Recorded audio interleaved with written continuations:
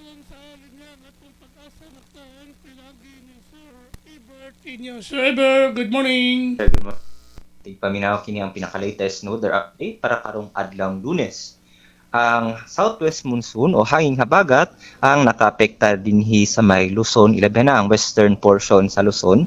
Samtang ang nahibiling bahin sa nasod, partikular na ang Visayas ug Mindanao, makasinati sa panagsang mapanganurong. Ito sa mapanganurong kalangitan na doon na lang may mga tsansa sa mga lumalabay na patak-patak na paguwan, panugdog ug kilat tungod kana sa mga posibleng localized thunderstorms. Ilabi na sa may hapon hangtod sa gabi.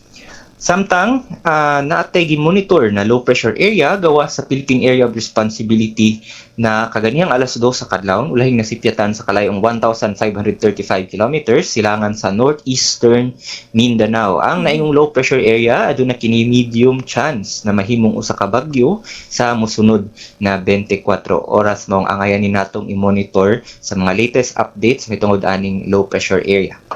Og sa karon ang Tibok Visayas makasinati sa mayong tempo sa panahon aduna kitay hinay ngadto sa kasarangan na paguro sa hangin na nagagikan sa habagatan sidlakan nito sa habagatan di na ngatong kadagatan aduna puy hinay ngadto sa kasarangan ang mga pagbalod. Wala kitay aktibong gale warning signal sa bisan asang bahin dinhi sa Visayas. O para sa atong temperatura karong adlaw ang tibok probinsya sa Subo posibleng makasinati sa 26 hangtod 33 degrees Celsius samtang ang atong dagat mutaob karong alas 9 sa kabuntagon og muhunas pod unyang alas 5:19 sa hapon. Philippine Standard Time ana kita sa 5:43 AM ang atong haring adlaw ni sa kaganihang 5:29 AM og musapod unyang 6:10 PM.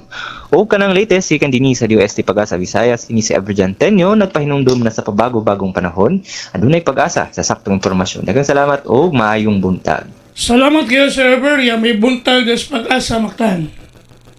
Okay, sir. Good morning. Sa 13 bulan sa Hulyo tuig 2026.